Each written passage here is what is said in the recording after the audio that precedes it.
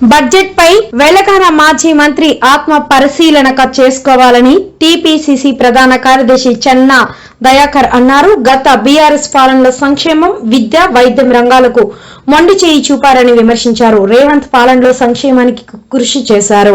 ప్రజా పాలనలో తెలంగాణ అభివృద్ధికి పునాది వేశారని దయాకర్ చెప్పారు. దేశ చరిత్రలో తెలంగాణ రాష్ట్రం అన్ని రంగాల అగ్రగామిగా నిలిచింది. విదేశీ పెట్టుబడులకు తెలంగాణ రాష్ట్రం కేంద్ర బిందువుగా మారింది. బీఆర్ఎస్ నేతలు బడ్జెట్ పైన విమర్శలు మానుకోవాలి. బీఆర్ఎస్ పాలనలో వైద్య, విద్యా రంగాలను పూర్తిగా ప్రైవేటీకరణ చేశారు. 2026 బడ్జెట్ తెలంగాణ ఆర్థిక వ్యవస్థకు మరింతగా బలోపేతమవుతుంది. రేవంత్ పాలనలో వ్యవసాయ రంగానికి పెద్దపీట వేసి రైతుల సంక్షేమానికి, వ్యవసాయ ఉత్పత్తులకు ఆలోచన చేసిన ప్రభుత్వం.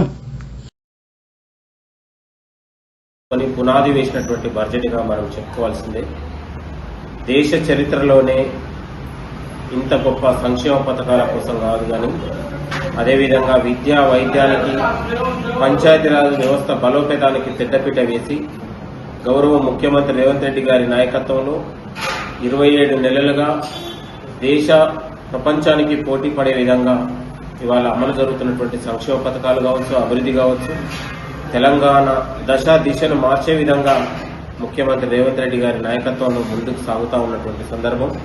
3,24,234 కోట్ల రూపాయల బడ్జెట్ను ప్రవేశపెట్టి అదేవిధంగా పంచాయతీరాజ్ వ్యవస్థకు 33,688 కోట్లను ఈరోజు వెచ్చించి పంచాయతీరాజ్ వ్యవస్థ కోసం ఇవాళ ఈ బడ్జెట్ ప్రవేశపెట్టడం అనేది స్వాగతించిన విషయం.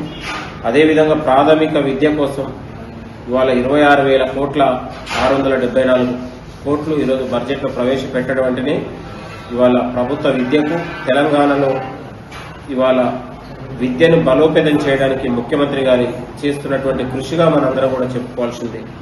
అదేవిధంగా వ్యవసాయ రంగానికి ఇవాళ తెలంగాణ వచ్చిన నాటి నుంచి నేటి వరకు గత పాలకులు చేయని విధంగా ఈరోజు వ్యవసాయ రంగానికి పెద్దపీట వేసి ఈరోజు 23,000 కోట్ల 179 కోట్ల రూపాయలు ఈరోజు వెచ్చించడం అనేది గొప్ప అభివృద్ధికి నమూనాగా వ్యవసాయ రంగానికి పెద్దపీట వేసే విధంగా ముఖ్యమంత్రి గారు తీసుకోవడం స్వాగతించదగ్గ విషయం కూడా ఈ సందర్భంగా చెప్పుకోవచ్చు. అదేవిధంగా వైద్య రంగానికి, ఆరోగ్యానికి 13,679 కోట్ల రూపాయలు ఈరోజు ప్రభుత్వం ఈ బడ్జెట్లో ప్రవేశపెట్టడం అంటేనే ఇవాళ తెలంగాణలో ఇవాళ అన్ని పేద ప్రజలు, మధ్యతరగతి ప్రజలకు వైద్యాన్ని అందుబాటులో తేవడానికి ప్రభుత్వం చేస్తున్నటువంటి కృషిగా మనం చెప్పవచ్చు. అదేవిధంగా పట్టణాభివృద్ధికి 17,907 కోట్లను ఈరోజు ప్రకటించడం అనేది తెలంగాణలో మున్సిపల్ పట్టణాభివృద్ధికి ఈరోజు ముఖ్యమంత్రి గారు కృషిగా మనం అభినందించవచ్చు.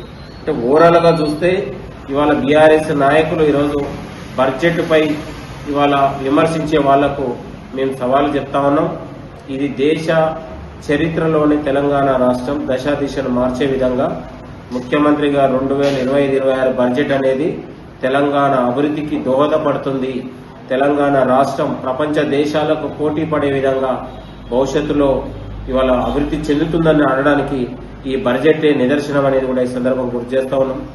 ఇవాళ పేద మధ్యతరగతి ప్రజలకు సంక్షేమానికి పెద్దపీట వేసి ఎస్సీలకు, ఎస్టీలకు, బీసీలకు సంక్షేమ రంగాలకు పెద్దపీట వేసి ఇవాళ విద్య, వైద్యానికి, గ్రామ పంచాయతీ బలోపేతానికి, మున్సిపల్కు వాళ్ళ అన్ని రంగాలలో ఏ రంగాన్ని కూడా నిర్లక్ష్యం చేయకుండా అన్ని రంగాలను సమన్వయం చేసి ఇవాళ తెలంగాణ అన్ని రంగాల్లో ముందుకు తీసుకురావడానికి ముఖ్యమంత్రి గారు తీసుకున్నటువంటి కృషి కానీ, ఆలోచన కానీ ఇది అభినందన విషయం అని కూడా మరొకసారి గుర్తు చేస్తూ బీఆర్ఎస్ నాయకులు ఇవాళ ఆత్మ పరిశీలన చేసుకోవాలి. తెలంగాణ వచ్చిన 10 ఏళ్లలో తెలంగాణను అన్ని రంగాల్లో నిర్లక్ష్యం చేసి నిధులు ఇవ్వకుండా ఇవాళ తెలంగాణ సమాజానికి తీరని ద్రోహం తలపెట్టిన వాళ్ళు ఈరోజు ఇంత గొప్ప బడ్జెట్ పైన తెలంగాణ ప్రజా సంక్షేమం కోసం ఖర్చు పెట్టినటువంటి బడ్జెట్ గా మనం అభినందించాల్సింది పోయి బడ్జెట్ ని విమర్శించే మూర్ఖులకు ఇది ఒక హెచ్చరికగా మేము సవాల్ చేస్తా ఉన్నాం. ఈ బడ్జెట్ అనేది తెలంగాణ పునాది రాయిగా తెలంగాణ అభివృద్ధికి పురుడు పోసుకుంటుంది. భవిష్యత్తులో ప్రపంచ దేశాలకు తెలంగాణ రాష్ట్రం ఒక అన్ని రంగాల్లో ఎడ్యుకేషన్ హబ్గా, హెల్త్ హబ్గా అన్ని రంగాల్లో పోటీ పడుతుందనే దానికి విశ్వాసం నమ్మకం మాకు పెరిగిందని కోరుతూ థ్యాంక్ యూ, నమస్తే.